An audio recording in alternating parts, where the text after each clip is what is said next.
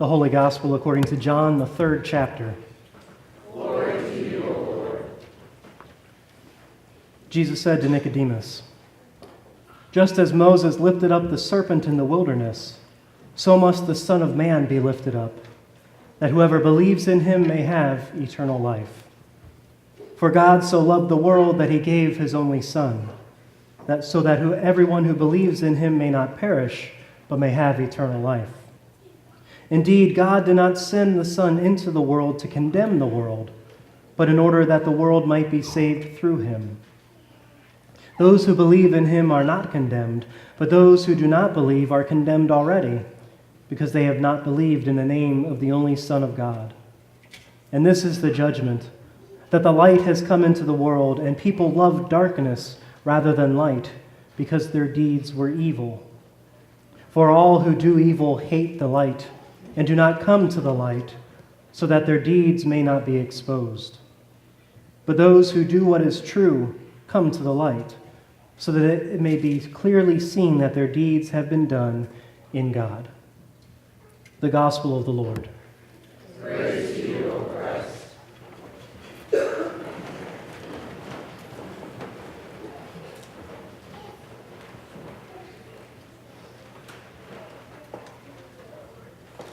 Over these past few weeks in Lent, we have been gathering on Wednesday nights in the fellowship hall for our midweek Lenten worship to discuss fear. The fears that we carry within ourselves, the fears that seem to endlessly come at us in this world, the fears of what is to come in our lifetime, the fear of God, and much more. And just a shameless plug, there's 2 more weeks of it if you still want to come on Wednesday nights. Pastor Kim is leading this week. But on that first night that we gathered, I'd say 3 weeks ago, I was affirmed to know that I'm not the only person that has a pretty hefty fear of snakes. I'm sure I've mentioned this before, and really I'm kind of afraid to mention it again and admit it because someone might want to use this knowledge against me in some way or another. But it is what it is. I hate snakes. So an example of someone using that knowledge against me is my sister. She knows quite well of this particular fear, and I think I've told this story before, but I have to tell on her as much as I can. Because there was one summer that she worked at a church camp, and we went to visit her, and we went for a hike. And I'm sure you can see where this is going. But she informed me before we left that the trail we were going on was prime location, and it was a peak season for spotting snakes. And so on we went. But pretty soon, every few minutes, as she was behind me, I'd hear, "Snake!" She just thought it was hilarious at how high I would jump when she would shout that. Finally, I'd had enough. And at her final exclamation of "Snake!" I said, "Nope, I'm done with you tricking me." She said, "No, really?" And suddenly I looked down, and where I was about to step my foot on the very next step was the biggest snake I had ever seen in my life. At least it seemed that way at the moment. It had to have been like 5 or 6 inches long. I mean, talk about jumping out of your skin, right? Luckily, this fear has not kept me out of the woods. Like literally, I still enjoy going out and going hiking.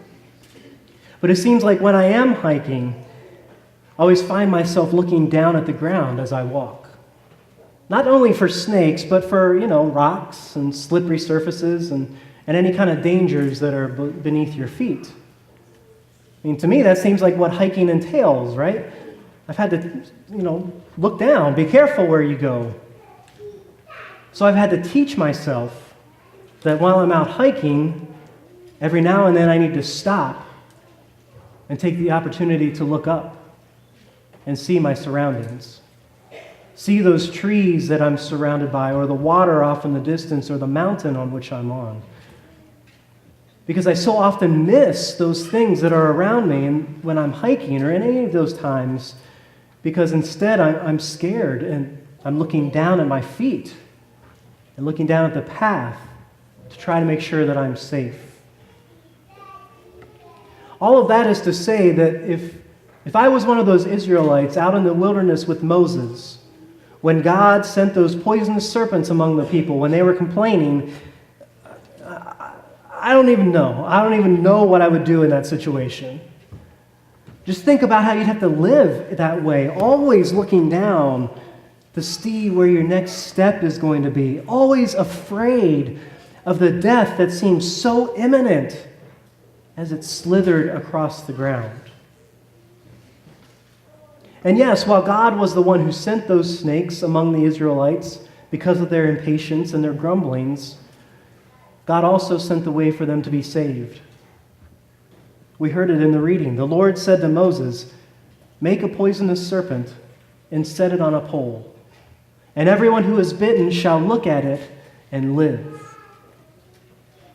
For those Israelites, the way to save their life was not to watch the ground and be afraid of all those snakes down there. No, the way to save their life was to look up and to see the thing that had been done for them so that they could gain their life. How often are we guilty of that? How often do we live our lives focused on those things that are only meant for harm, if not meant to kill us, and worry about them so much so that we forget or neglect to look up or to look out and focus on that thing that can bring us life? How often are we guilty of that? I'd say very often and very guilty, because we hear it's been around for generations. This is what happened in the wilderness with Moses, and then we heard it again among the people whom Jesus is with. As Jesus explained to Nicodemus in the gospel reading today, humanity had condemned itself already because of what it had focused on. We heard Jesus say, "This is the judgment, that the light has come into this world, and people loved darkness rather than light because their deeds were evil." I mean, we are guilty of looking down at that stuff, at that dark stuff, as Jesus calls it, because, boy, we love it, right? We're drawn to it. It entices us. We want so badly for this stuff to bring us life, but it never does. A friend of mine had told me about this quote, and he said it comes out of the literature for Narcotics Anonymous, but I haven't been able to find it. Even so, I trust him, and it's a good quote. He said, "The stuff you hide in your drawer grows in the dark." Not glows, grows in the dark. Isn't that the truth? The stuff you hide in your drawer grows in the dark. How many of you have a junk drawer at home? Right? There should be way more hands than that. I know we all have it, that place where we toss those things that don't have a home anywhere else, or that you're sure you will need again someday, or that you just can't bear getting rid of. You have that, right? I mean, when we bought new bedroom furniture a couple years ago, I made sure to buy a nightstand that had a drawer in it for my junk. You know, isn't that crazy? I should be getting rid of it, but instead I go buy a piece of furniture so I can store it. All right, how many of you have a junk closet? Or a junk garage, right? Yeah. That place where you'll keep those things that I'm sure you're going to need someday. I get it, you know. But doesn't it seem like stuff grows in there? Right? Every time I open the junk drawer beside my bed, it seems a little fuller than the last time I had opened it. Maybe it does grow. Or maybe we like to accumulate that kind of stuff. But there will be a day that we realize that this junk of ours, this stuff that we get so focused on, will never bring us life.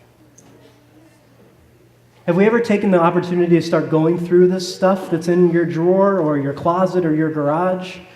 I mean, do you ever take time to pull it out and let them see the light of day and think, why do I even have this?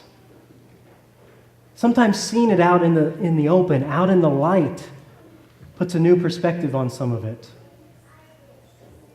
I mean, I know it. I'm taking a risk by saying this. The next time I open the drawer and Kim's standing there, she's going to say, hey, remember that sermon you preached? Yeah? You're going to get some cleaning done now? But we know it, that shining light on something can show us whether it brings us light and life or not. I believe that's where we're being called this Lent. Not necessarily to spring clean our house, but we're called to transform our focus away from those things that lead us into darkness and into death, and rather toward the thing that can bring us life. Just as Moses lifted up the serpent in the wilderness, so must the Son of Man be lifted up, so that whoever believes in him may have eternal life. God has sent us light to save us from the darkness. But it's interesting, though, that God doesn't get rid of darkness. I mean, God could get rid of darkness, but there's still darkness around us, isn't there?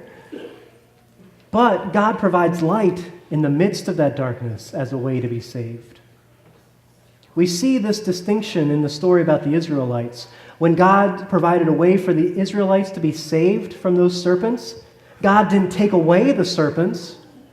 God provided an ultimate serpent for those times that when you do get bit, you look at it and you may live. We just witnessed something similar to this a few minutes ago with Cooper's baptism. When he had that water poured over him at the font, sin didn't disappear and evil didn't depart this world. But what we saw at that font was the assurance that God has freed Cooper and all of us from sin and from evil, so that while it still exists around us, we know that it does not have the final say on us in this world. Look at me and live, says Jesus. Focus not on the death of this world. Focus not on those things that you think can bring you life. Focus not on your fears. Focus instead on Christ, who is the ultimate light for us and for this world. Amen.